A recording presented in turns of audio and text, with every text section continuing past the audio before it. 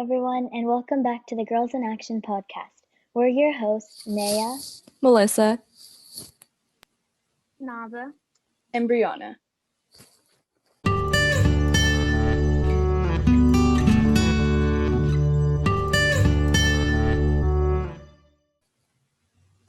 hey y'all, so glad to be back with you.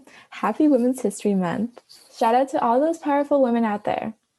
So I'm going to start up with a little check-in question. What is one thing that you've done for self-care today?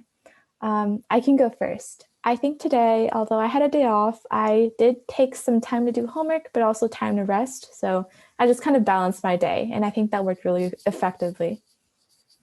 That's great. Today for self-care, I went on a walk with my family, and that was just really relaxing to get some fresh air. nice. Today, well, actually, every day I do a little mini workout for myself.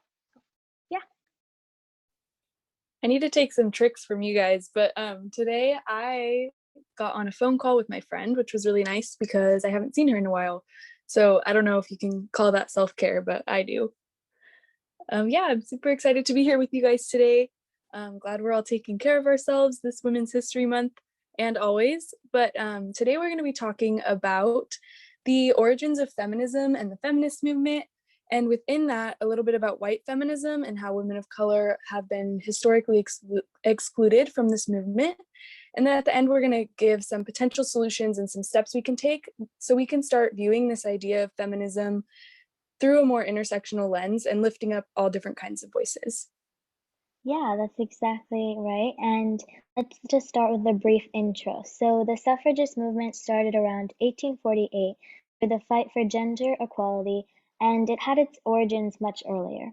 The goal of the suffragist movement was to give women the right to vote, and it was a long fight that involved a variety of women. This goal was for women was able to vote was finally achieved in 1920 with the passing of the 19th Amendment, which said that no one could be denied the right to vote because of their sex. While this marks a turning point for women, it didn't include all women.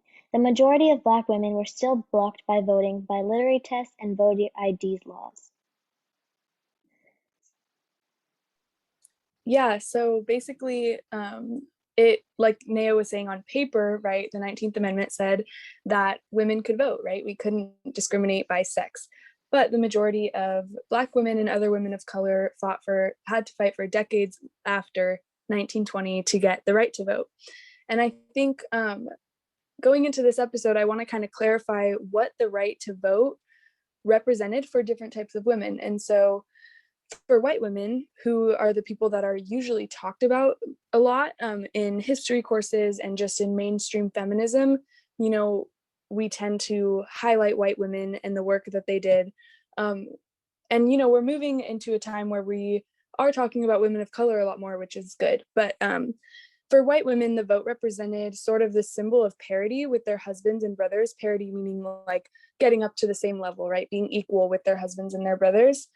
And while this was the case for many women, some women had alternative motives as well, and the vote represented something a little bit bigger for them. So for Indigenous women, for example, I've always found this ironic, but a lot of white suffragists actually studied Indigenous communities to look at the gender equality that was happening there and the different roles of different people in the community. And they studied those communities to kind of base their feminist movement and their goals and stuff off of this community that was more, that emphasized gender equality more.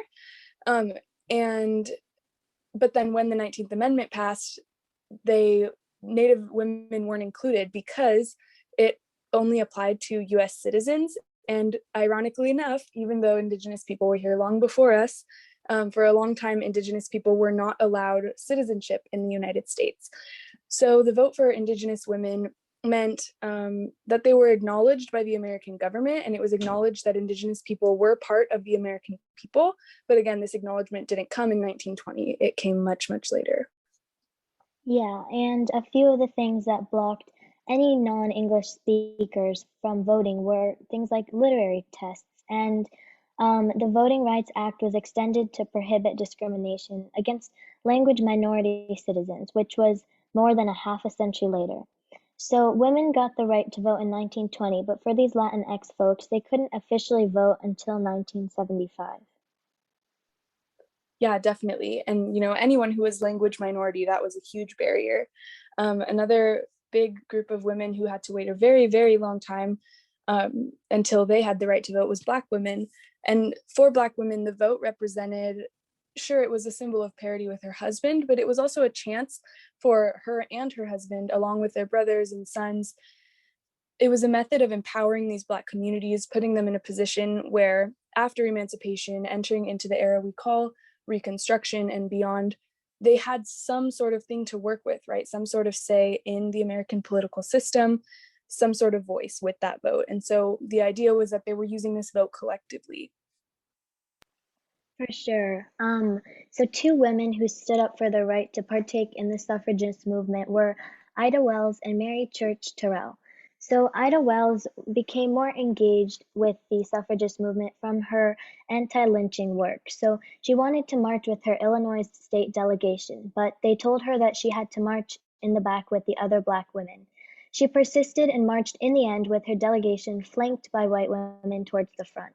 So Ida Wells was truly persistent and showed that she deserves a spot in the suffragist movement. And then Mary Church Tyrell, she spoke at the National American Women's Suffragist Association Convention in Washington, D.C. And her speech encouraged white women to open their eyes to the systemic violence and racism that Black women faced, especially during slavery. So these were two women who really persisted and ensured that they were able to participate in the suffragist movement just as much as any other woman was able to. And then the last group of people we're going to talk about, though there were many other minority groups, Asian American women. It was really interesting during this time to watch this because American-born Asian women were allowed U.S. citizenship. So some of them could vote, depending on, language barriers and things like that. But first-generation Asian women who had immigrated to the United States were not allowed voting rights until 1952, which was more than 3 decades later. And just a quick note before we get into the rest of this episode, it's important to realize that just because we got the vote on paper, that equality or that vote doesn't always mean political equality does not equate to social equality. So a lot of the times we'll say, well, we have laws to stop discrimination for this or that, but those types of prejudices and discrimination still happen. So that's just, I think, something important to know as we talk about all of these laws that are in writing. It doesn't automatically, fix things. Just having a law, it takes a lot more work by a lot of people to get closer and closer to our goals of equal treatment, right? But yeah, so a lot of the white feminists that we learn about in history class, we're going to talk about some of those in a bit, but a lot of these women had jealous political motivations for excluding specifically Black suffragists from the movement, but all different women of color. But when we talk about their different motivations for the vote, right, the Black women vote, giving Black women the vote meant not only that we were working for gender equality, but also that we were supporting racial equality. And so the vote for the Black woman had to go hand in hand with the fight for racial equality and enfranchisement. So yeah, we're going to talk a little bit about how those women were excluded and why it's a problem that we don't always learn about the women who were excluded from this movement. Yes, for sure. So at this time in history, the 15th Amendment was in the process of being passed, and the 15th Amendment would have ensured that gender and race wouldn't play a role in a citizen's right to vote. Yeah, so basically, white women thought that if they supported Black women, they would also be supporting racial equality, which was true. White women believed that they basically didn't want Black men to get the vote before white women because they worried it would damage their image or they were embarrassed or whatever it was. So when the 15th Amendment passed before the 19th Amendment, rather than celebrating that victory for those Black men, a lot of the white suffragists were bitter that they had not come before them. And through this, Black women felt betrayed when white women and suffragists didn't support this amendment. And this betrayal weakened the camaraderie that Black and white suffragists had shared. And so in history class, most of us learn about Alice Paul and Elizabeth Cady Stanton. but in many schools we don't learn about their oppression against Black female suffragists. So two examples of when this oppression occurred was when Alice Paul left out Black women from the Howard University sorority because she was worried from criticism from other white women and oppression that they would have. So through this worry, she just decided to not include them in this suffragist parade. And the second example was during this prominent meeting in Seneca Falls, New York in July 1848, where suffragists met together to discuss white women's right to vote. During this meeting, no Black women were there because they weren't invited to attend this meeting. I fully agree with you, Naya. There are so many amazing women of color who have contributed so much to our culture, history, and society that we don't learn about. Sojourner Truth is a woman who I believe should have been in our history books. Sojourner Truth was an abolitionist and women's rights activist. Sojourner Truth escaped to freedom in 1826 and spent the rest of her life dedicating herself to equal rights for all. Her famous speech, Ain't I a Woman, was targeted towards the obscurity towards Black women in the promotion of equal rights. My favorite thing that Sojourner Truth said was, "If it is not a fit place for women, it is unfit for men to be there." Yeah, thank you for mentioning her, Nava. She was an amazing woman. So as we look at this history, we're wrapping up our little history lesson here. But I think it's important as we look at history that we also look at the way that women of color were excluded because of this compounding discrimination, which meant for a harder and longer fight for them. But again, back then and even in our lives today, we have to refuse to leave others behind just because it gets us closer to our own destination. And so, yeah, we want to join them in their fight, right? So Melissa, what are some of the ways that we still see this exclusion happening today? If you could talk a little bit about that. Yeah, thank you, Brianna. I think that events in the past have definitely defined how we see the feminist movement today. And unfortunately, there's still traces of feminist on feminist hate, and they're coming from all intersections of life. And at times, it's considered that only white women are the representatives of the feminist movement. So, first off, I want to define a term that relates to what Brianna was talking about. This is called the white feminist theory, which is also a literary school of thought. So, this feminist theory is mainly written from the standpoint of white women who often actively ignore the women of color's needs or assumed them to be exempt from white women's concerns and overgeneralize their platform to speak for all women. While the entire feminist movement is based on the idea of sisterhood, in reality, this is only applied to white, middle-class women who did not see a reason to expand their focus outside of their own political needs. And so, due to this, race was rarely considered to be a pressing topic in the mainstream movement. Today, feminist movements contain more women of color than in the 1910s and 20s. Although the inclusion of women of color has escalated since the 1900s, some feminist movements still exclude women of color. But even when it is included, definitions of gender oppression and forms of resistance are based on white women's experiences, and definitions of race, oppression, and forms of resistance are primarily based on Black men's experiences. Therefore, women of color's marginalization cannot be assumed to be covered by both the feminist and anti-racist movements combined. And before I talk about the exclusion of intersectional feminists, I wanted to talk about the fourth wave of feminism. So during the third wave of feminism, this was during the 1990s and until the late 2000s, feminists sometimes emphasized intersectional perspectives in their work, but despite this, some have argued that feminist media continues to overrepresent the struggles of straight, middle-class, white women. Nevertheless, in recent years, authors like Kimberly Crenshaw, someone who we've talked about in the past, developed the theory of intersectionality, which is a clear opposition to white feminism.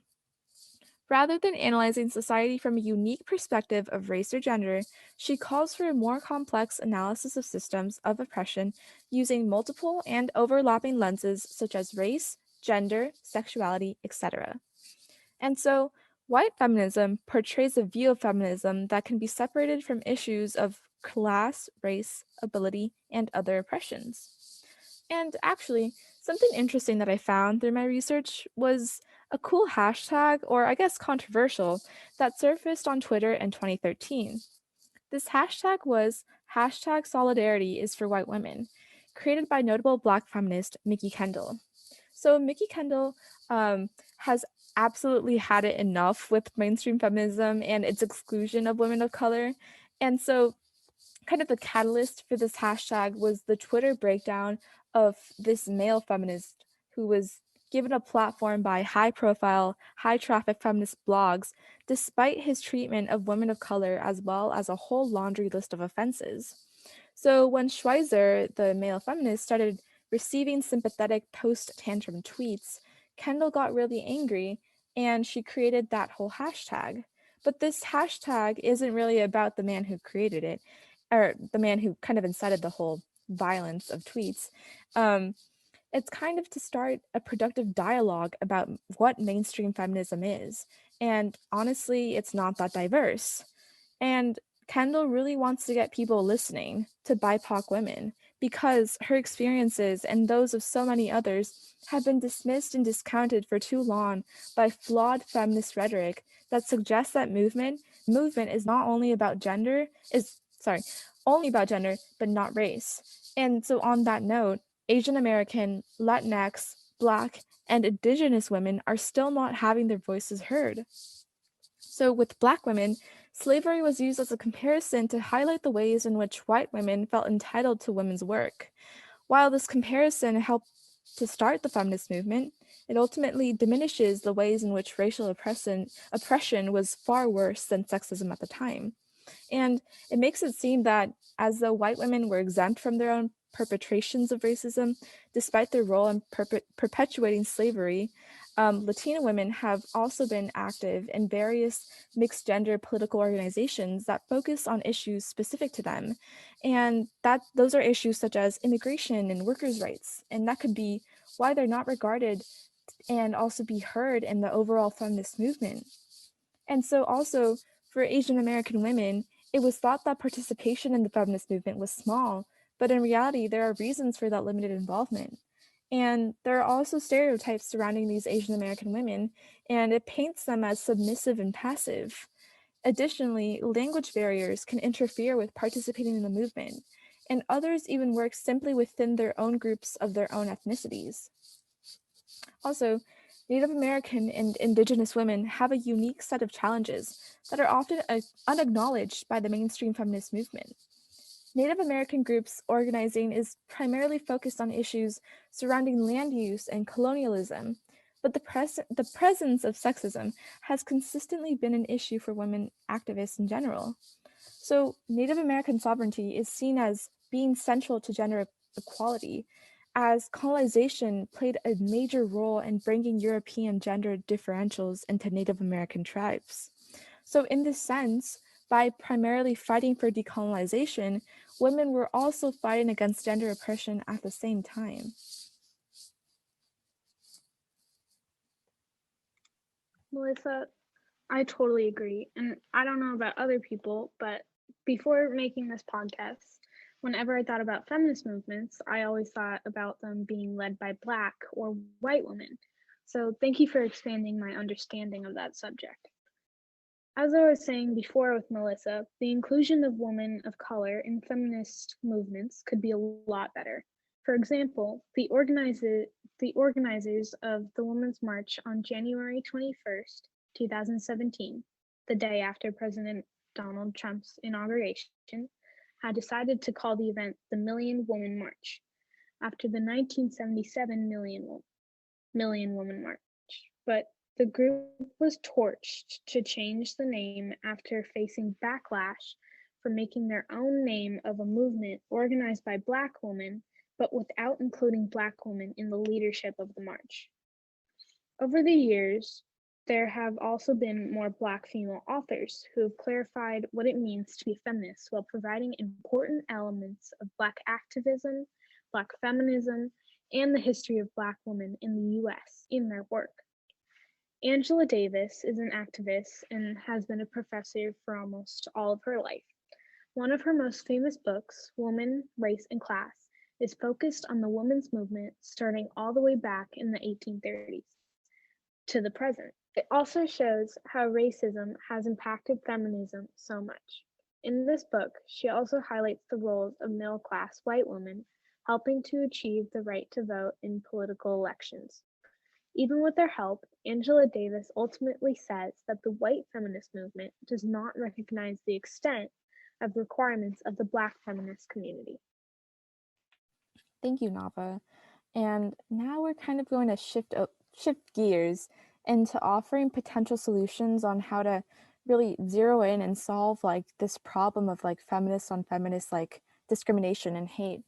So women of color have come together in response to racism from the mainstream feminist movement by both emphasizing a shared difference from white women and acknowledging the differences within their own experiences. And so, recognizing the ways in which the experiences and histories of white women have been prioritized within the feminist movement, that's crucial to highlighting the need for continued activism and coalition building. And so there's also this term that I kind of want to define in order to help solve this huge issue. And it's called multiracial feminism. And this kind of school of thought or solution is formed directly by women of color in response to the need for an analysis of gender dynamics that considers race and the intersection of these identities. This movement acknowledges important identity-based differences that shape unique experiences,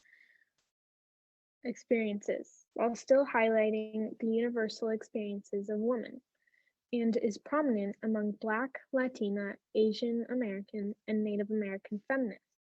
Key features of multiracial feminism include recognizing the intersection of gender, race, and class, noting the power hierarchies present in such social identities and the ways in which an individual can be both oppressed and privileged. For example, white women are oppressed via gender, but privileged via race, and acknowledging the various forms of agency present given different social and resource constraints. Thank you all so much for letting us know about these different ways that we can continue to show up for everyone and not make our movements focused on one certain type of person. This was a difficult conversation today, and I know looking at history and all of the ways that the negative effects carry on into today, that can be really tiring and really difficult, but I always love talking to you all. So how are we feeling? Thanks, Brianna, for that little checkout question. I really love you asking that.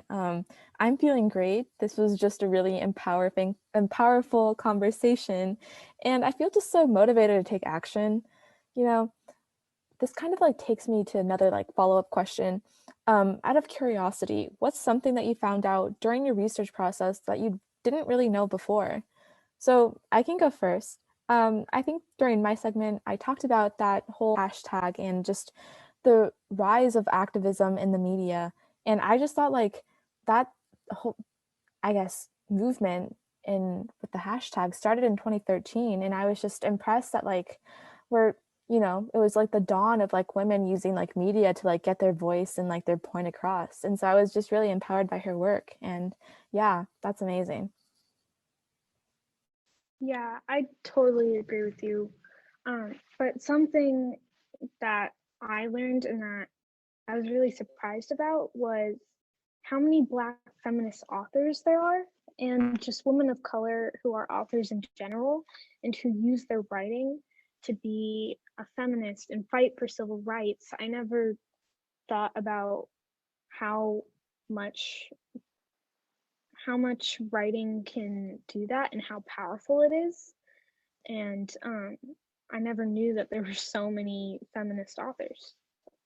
But I totally agree with you, and I find it appalling that during a movement such as the suffragist movement, systemic racism continues to occur.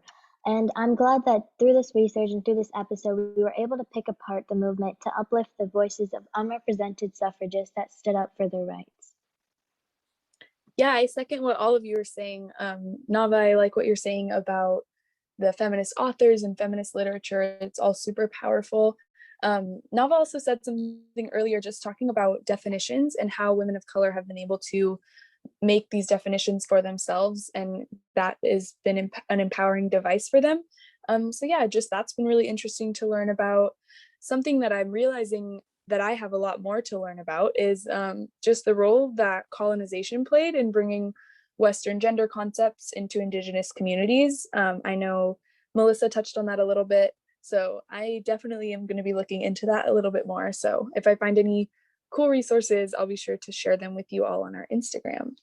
Yes, totally. Thank you so much for tuning into our episode. We love our audience. Y'all are what motivates us. Shout out to everyone. Shout out to like those powerful women. We love y'all. Seriously. Yeah, be sure to check out our Instagram at girlsinaction.sf. And if you head over to our blog, which is linked in that bio on our Instagram, we have a book club going on right now, and we have some awesome projects coming up that are going to be led by Melissa and Nava and Naya and myself. So go ahead and check that out. And Thank you all so much for joining us, and we'll see y'all next time. Bye.